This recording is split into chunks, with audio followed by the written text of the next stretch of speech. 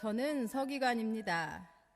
하나님의 법인 율법을 연구하고 기록하는 일을 하는 사람입니다. 하나님의 법에 관한 한 제가 최고의 전문가입니다. 요즘 사법고시 합격하려면 율법전서를 다 외워야 한다지만 우리는 모세오경과 예언서를 외울 뿐 아니라 모세오경을 해석한 장로들의 유전까지 다 외우고 있답니다. 우리는 걸어다니는 성경사전입니다. 무엇이든 하나님에 관한 것이라면 물어보세요. 다 대답해 드릴 수가 있습니다. 그리고 잘 모르겠다 싶은 하나님의 말씀도 물어보세요. 제가 속 시원하게 해석하고 설명해 드릴 수가 있습니다. 이스라엘 사회의 지도층인 바리새인 중에서도 공부를 아주 많이 한 사람들만 서기관들이 될 수 있습니다. 그러니까 한마디로 우리는 이스라엘 사회 지식인 중에 최고의 지식인입니다. 그런데 말입니다. 지금 제가 아주 큰 혼란에 빠졌습니다. 도무지 제 성경 지식으로 해석할 수 없고 설명할 수 없는 일이 눈앞에 벌어진 것입니다.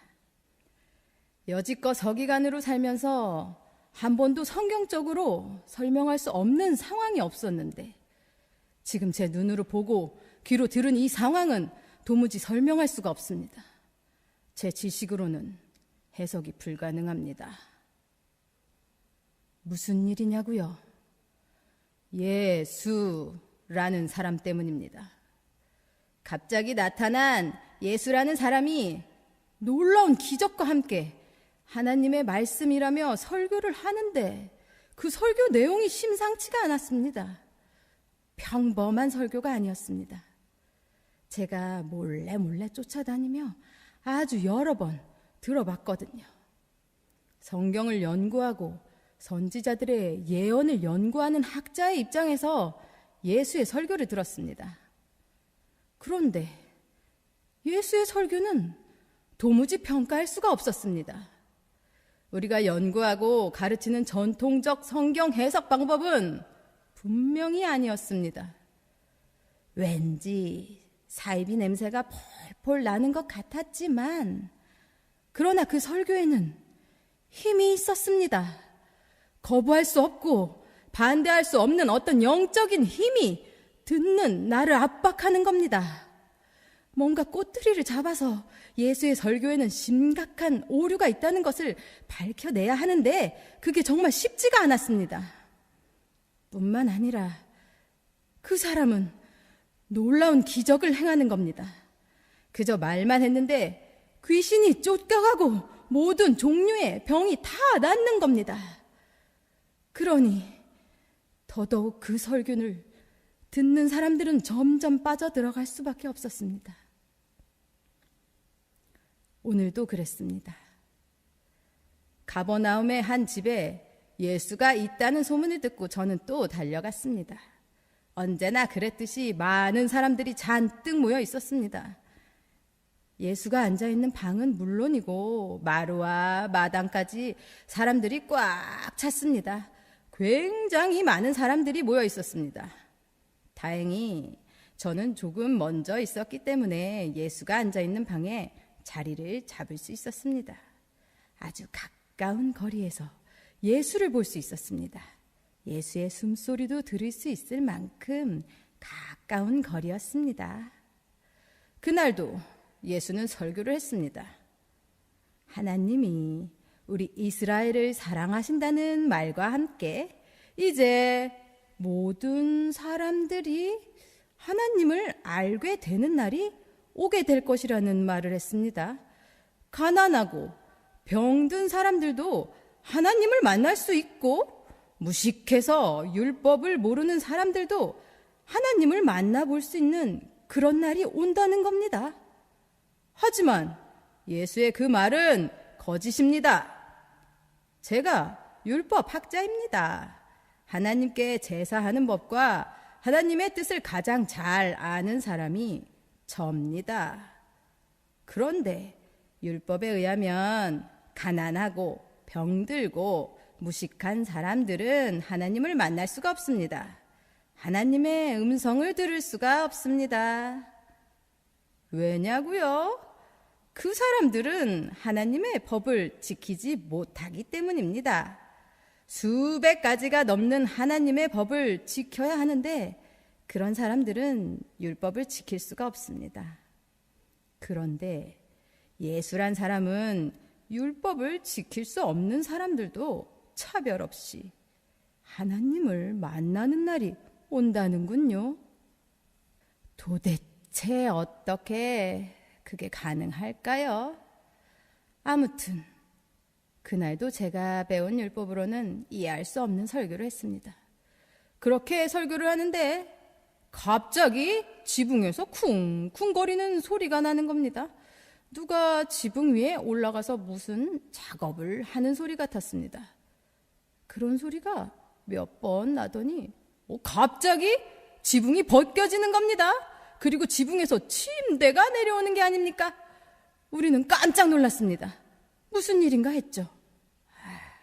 그러니까 중풍병 환자의 친구들이 예수가 계신 방의 지붕을 뜯고 침대채로 아픈 친구를 예수에게 데리고 온 거였어요. 마당에는 물론이고 대문 밖까지 사람들 꽉 차 있기 때문에 들어올 수가 없었거든요. 아마 사람들이 너무 많아서 중풍병 친구를 예수에게 데려오지 못하게 되자 이 친구들이 지붕으로 올라가서 지붕을 뜯고 환자가 누운 침대채 예수님 앞에 내려놓은 거였습니다. 그 친구들도 정말 극성이죠. 저는 예수란 사람이 그 친구들을 무례하다고 야단칠 줄 알았어요. 그런데 예수는 야단치기는커녕 오히려 칭찬하는 게 아니겠어요? 심지어는 지붕을 뜯고 친구를 자기 앞으로 침대채 데리고 온 것이 믿음이라는 거예요. 아니, 어떻게 그렇게 무식한 짓을 믿음이라고 할 수 있죠? 믿음이란 율법을 지키는 거룩한 행위가 믿음입니다. 안식일에 거룩한 말과 행동을 하는 것이나 경건한 모습으로 제사를 드리는 것이나 정성껏 헌금을 드리는 것이 믿음입니다. 저렇게 무식한 짓을 믿음은 아닙니다. 그런데 저 예수란 사람은 저런 무식한 짓을 믿음이라고 하더군요.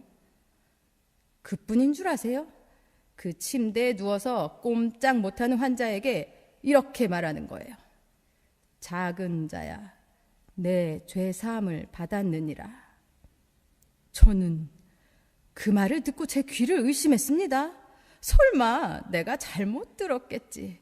아니, 누가 누구의 죄를 용서하죠? 사람의 죄를 용서하는 것은 하나님뿐이에요. 그리고 사람의 죄를 용서하는 방법도 율법적인 제사 외에는 없다고요. 그런데 이 예술은 침대에 누워있는 환자를 용서한다는 겁니다. 네, 참 어이가 없어서. 아니, 무식해도 이렇게 무식할 수가 있는 겁니까? 이 예수란 사람은 지금 하나님을 모독하고 있는 겁니다. 그런데 여러분, 제가 이런 생각을 하고 있는데 예수가 나를 보면서 이런 말을 하는 거예요. 어찌하여 그런 생각을 하느냐? 네 죄가 용서받았다는 말과 일어나 걸어가라는 말 중에 어떤 것이 쉽겠느냐? 예수란 사람이 제 마음을 읽고 있던 겁니다. 저는 순간 예수가 무서워졌습니다. 대답을 할 수가 없었습니다. 잠시 후에 예수는 그 환자에게 일어나 제 침대를 들고 가라고 하는 거예요. 그러자 그 환자가 벌떡 일어나 친구들과 함께 자기가 누워있던 침대를 번쩍 들고 나가는 겁니다. 정말 놀라운 일입니다.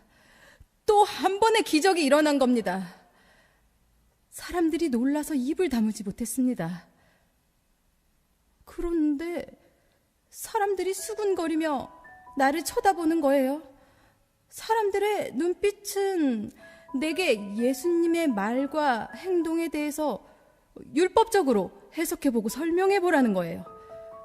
분명히 죄사함이 없이는 병고침도 없다고 믿는 것이 우리의 믿음이었습니다. 그리고 죄사함은 하나님만이 할 수 있는 거룩한 일입니다. 그런데 예수란 사람이 그 환자에게 죄사함을 선포했고 그 환자는 벌떡 일어나서 나갔습니다. 이게 사실입니다. 율법적으로 설명할 수 없고 해석할 수는 없지만 내 눈앞에서 벌어진 사실입니다. 저는 지금 혼란스러워 머리가 터질 지경입니다. 부인할 수 없는 이 사실, 이 사건 앞에서 내가 배운 모든 율법의 지식이 무너져 내리고 있습니다. 둘 중에 하나를 선택해야 할 것 같아요.